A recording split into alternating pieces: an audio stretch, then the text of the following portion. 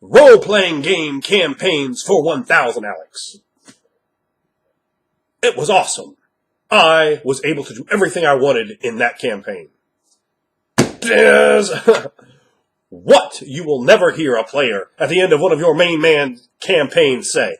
The reason being is because when you give the players choice, when you give explosive plots that can happen at any time, when the elements bust up against each other, there should be vast skags, I tell you, of plot lines just left on the table. And those plot lines greatly help the world become real, seem real. When you just never went down the cave that little Timmy's parents asked you to go down and investigate.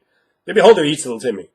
And you were never able to go down there and sort that beholder out. Or more likely go down there, help the beholder eat little Timmy, hold him down while the beholder eating him, and then become maddened beholder cultist. Because rightfully so, what is little Timmy ever going to do for you? But a beholder, they have spell-like abilities. And spell-like abilities are abilities everyone should want to have. So, you missed out the opportunity. You did not get to help the beholder hold down the 4-year-old and eat him, and then worship the beholder as a god. That's a result of your choices. You did not get to do that. Now, going on, you don't want to do this either. This is a mistake. You'll see a lot of, even very experienced game masters do. I've seen it over and over again. The illusion of choice. There are 5 corridors down in this tunnel. Oh, which one do you take? I don't fucking know, dude. They're the same tunnel. They're the same fucking tunnel. They all lead to the same place. They all have the same trap. They all have the same monsters. They all have the same, in conclusion, a boss who rode around and neat. And it's all the same. And when you know that, what difference does it make? How invested can you get? How scared can you get? Like, well, I don't know, dude. We just go to the monster at the end, I guess, and we roll some dice in the meantime. You're going to describe stuff to us? At least we get that. That's kind of cool. You want to role play a little bit? All right. I guess. So, do you think this dungeon sucks balls? Yes, I do think this dungeon sucks balls. This is the most ball-sucking dungeon we've been in since this last dungeon, which sucked even more balls. Yes, it did. A lot of things around here, all the ass. Indeed. So, it really like level drains the fun out of your game. And you can't have anybody putting the level drain on your fun. That won't be accepted. We ain't tolerated that since first edition. And we're not about to start it right now. I'll guarantee you that. So, don't give the illusion of choice. Don't give the illusion of choice. Guess what? A lot of game masters aren't that good of an illusionist. You're not a good illusionist. All you look like is a jerk off, just trying to tell them, oh yeah, your choices matter. No, they fucking don't. Choice 1 through 5 resulted in us going down, hitting trap A, fighting the kobolds, smacking Medusa in the mouth, getting to the end, getting a +3 longsword, bing, bang, boom, done every single way. Man, I mean, it takes me out, dude. It just it puts a boot to my nugget, and then gives me a quick hook for a 3 when taken out of the game like that. And players can pick up on it. So when you actually have 5 different choices, legitimately, and some of them might not be nice, some of them might just be weird. Like, all right, well, I guess you guys have fallen into a fissure now. Only one of you's dead, but I don't know. I guess you shouldn't have done that, but you did. So let's rock and roll with it. We can run. We got what's under the fissure. Oh yes, Darrow. And now they worship you as gods. They are insane. And tomorrow they will eat you. So it's really gotta be there. And I hope you guys are getting what I'm trying to get at here in my ramblings of 3 in the morning. Hopefully there's some degree of coherence here. If not, I don't know, you've already clicked on the video, so I guess you're fucked. Sorry, I'm just entertaining myself here, as is my custom in the one. Now, silliness aside, when at the end of the game, they can look back and go, man, I wanted to have done that, and that. And you go, oh, you choose to do this, and this. Oh, no, but that shit was awesome. And you're like, yeah. But when you have 30 different things going on at the same time, you can only do 1, maybe 2, maybe 3 of them.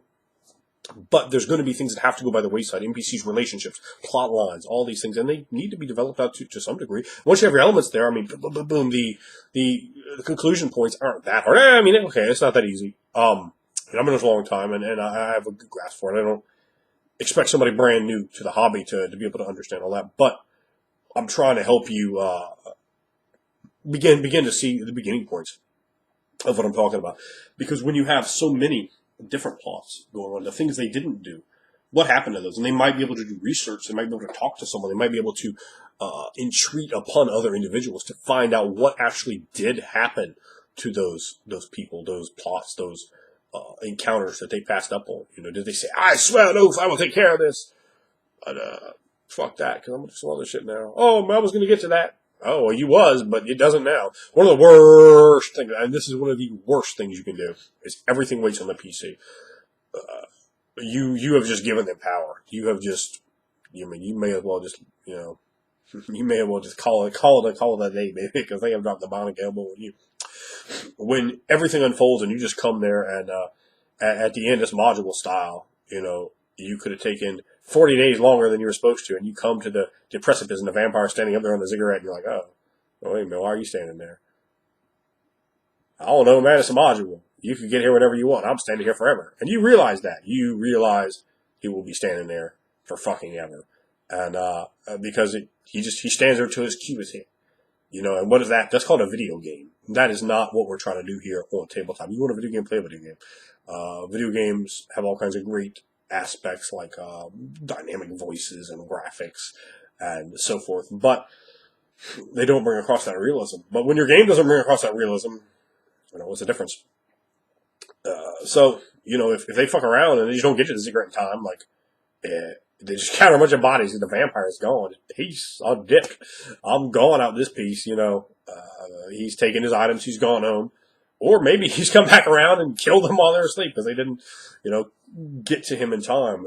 Time has to always be an element that matters, just like in real life. If at 10 o'clock in the morning you have opportunity for 10 job interviews, you ain't getting all of them, buddy. So you're going to have to pick. And your life track might go very differently. If you'd gone to this other job interview, that you're like, oh, I don't know if I'd have gotten that one, so maybe I didn't go for it. Or maybe you would have. Or maybe you would have got any of them, and you're like, oh, that's jacked me, I didn't get any of them. Because I chose to choose the wrong one. Maybe you did choose the right one. Maybe, but there's nine other possibilities there, right? And you can only pick the one.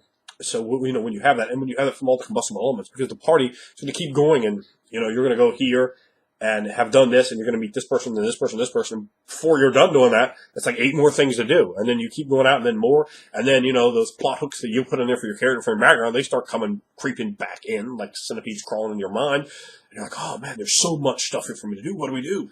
And you got, multiply that by 6 players, got so much stuff going on, and they start lobbying. They start trying to figure out, okay, well, we're going to do this for me, then we'll do this for you, and then we're going to do this, and, we'll try to, handle these things. And which directions do we go? Do we go after trying to get money? Do we go after trying to help people? Do we go after trying to enlist more slaves for the Beholder Nation? And clearly, most players will choose option C. Enslave more cultists for the Beholder Nation. Because, let's face it, that's awesome. Now, while you're enslaving more people for the Beholder Nation, there are a large number of other opportunities that come out. Lots of different plots. The family members of the people that you are enslaving for the Beholder Nation, they're going to come after you with torches and pitchforks. Now, however you handle that is going to result in quite a bit of difference in your gameplay, you understand? So, okay, enough of the Beholders. But, hopefully you're getting my point, that when there's paths that you don't take, and the players know those paths actually led to some conclusion that they could have gone to, that they can't and never will be able to go to, and perhaps they may even be able to come back and check on them, it really makes the world pop and become vibrant. Now, there's other ways you can go into doing that as well, that you should to supplement that, but one of the most important gifts you can give your players is make them believe the world is real. That is when you really grab them, you really hook them. Don't feel obligated to let them do all the cool stuff. Don't. That is great because it'll put into their head, man, I really wanted to do that. I really wanted to do that. I really wanted to do that. Man, that was a great ass game. That was a great ass game. They're not satisfied. It's still there. It's still there. It's still with them. It's like that. It's like that girl they just never were able to get with. And they're like, man, she's still there. She's still there. So, make her game like that. Dress her up, make her pretty, present her, and get the players to really captivate on that. Get the players to really get involved. Get the players to really want to do as much as they can. And they're going to be more proactive. They're going to be more involved because they're going to know they have to push the pace to get what they want in and have to accommodate what the other players want to get in.